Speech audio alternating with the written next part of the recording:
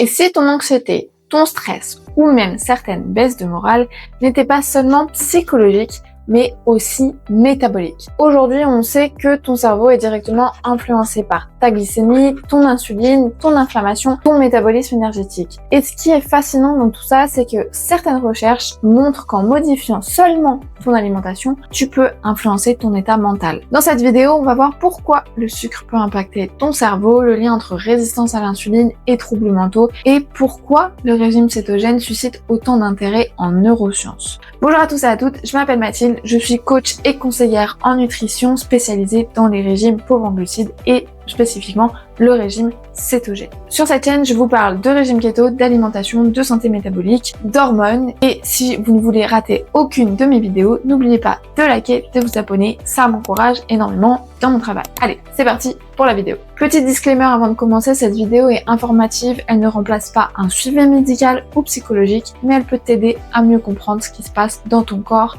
et dans ta tête. Le cerveau est un organe énergétique. Ton cerveau représente environ 2% de ton poids, mais consomme près de 20% de ton énergie. Il est donc extrêmement sensible à la manière dont cette énergie est produite. Normalement, il fonctionne principalement au glucose, c'est-à-dire quand tu manges des glucides. Mais ce qu'on oublie souvent, c'est que la stabilité de cette énergie est plus importante que sa quantité. Quand tu consommes des glucides raffinés ou complets, c'est-à-dire du sucre, des pâtes, du pain, ta glycémie augmente rapidement. Ton pancréas libère de l'insuline, le glucose est rapidement absorbé. Puis, ta glycémie redescend. Et parfois, c'est trop bas. C'est ce qu'on appelle un crash glycémique. Physiologiquement, ça entraîne de la libération du cortisol, qui est l'hormone du stress, ça active ton système nerveux sympathique et tu peux avoir une sensation d'irritabilité ou d'anxiété. Donc, déjà ici, on voit un lien direct entre fluctuation glycémique et fluctuation émotionnelle. Maintenant, on va aller un peu plus loin en parlant de l'insuline. L'insuline ne sert pas seulement à gérer le sucre dans le sang,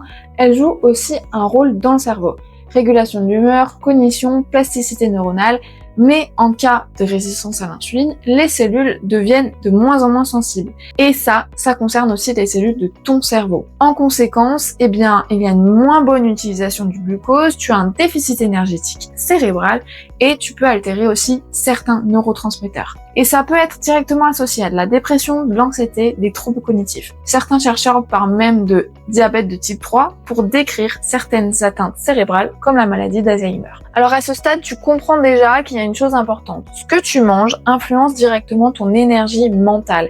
Et souvent, avant même de parler de régime spécifique, le premier levier, c'est simplement de stabiliser ta glycémie au quotidien. C'est exactement pour ça que j'ai créé un e-book très simple qui t'aide à comprendre comment construire tes repas, quoi éviter et comment éviter ces variations d'énergie. Tu peux le retrouver gratuitement dans la description si tu veux poser des bases solides. Un autre mécanisme clé qu'il est important de comprendre, c'est l'inflammation. Une alimentation riche en sucre et ultra transformée peut entraîner une inflammation chronique de bas grade. Cette inflammation peut altérer la communication neuronale, perturber les neurotransmetteurs comme la sérotonine, la dopamine et impacter directement ton humeur. Résultat, il va y avoir une augmentation du risque de dépression ou de troubles anxieux ou autres troubles psychologiques. Dans certains cas, le problème n'est pas seulement hormonal, il peut être aussi énergétique. Le cerveau peut avoir du mal à utiliser le glucose efficacement, c'est ce qu'on observe notamment chez les personnes qui souffrent de troubles dépressifs ou de maladies neurodégénératives. Et c'est là que le régime cétogène devient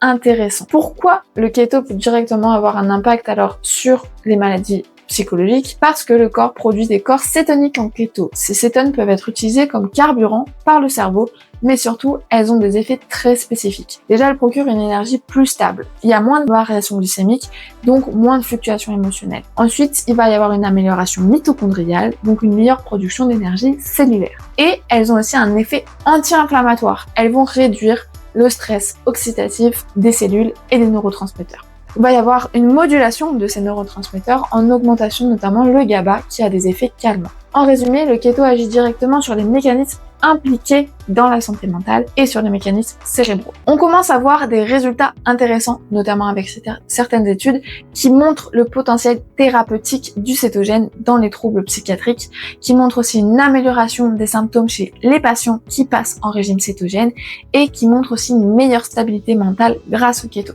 Donc, on observe la réduction de l'anxiété, une amélioration de l'humeur et plus de clarté mentale au quotidien. Maintenant, comprendre la théorie, c'est une chose, mais appliquer correctement une alimentation cétogène, c'est souvent là que les choses se compliquent. Et mal fait, ça peut donner l'effet inverse. C'est pour ça que j'ai créé un programme complet en vidéo qui s'appelle Keto Transformation, t'accompagne étape par étape pour structurer ton alimentation, éviter les erreurs et adapter le keto à ton profil.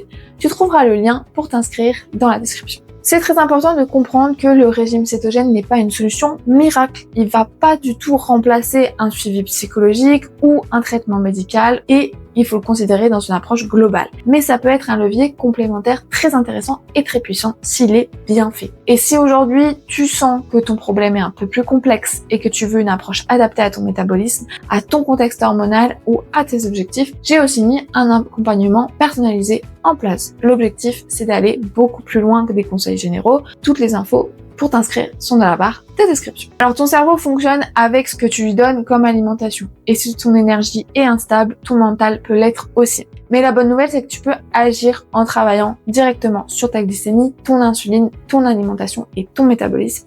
Et c'est là que tu influenceras aussi ton état mental. Alors dis-moi en commentaire, est-ce que tu ressens parfois un lien entre ce que tu manges et ton humeur? Et surtout, est-ce que tu as déjà testé une alimentation pauvre en glucides ou cétogène? Merci d'avoir regardé. Surtout, n'oubliez pas de vous abonner, de liker et de commenter pour encourager la chaîne. Moi, je vous dis à bientôt pour une nouvelle vidéo sur Keto. D'ici là, portez-vous bien. Ciao, ciao.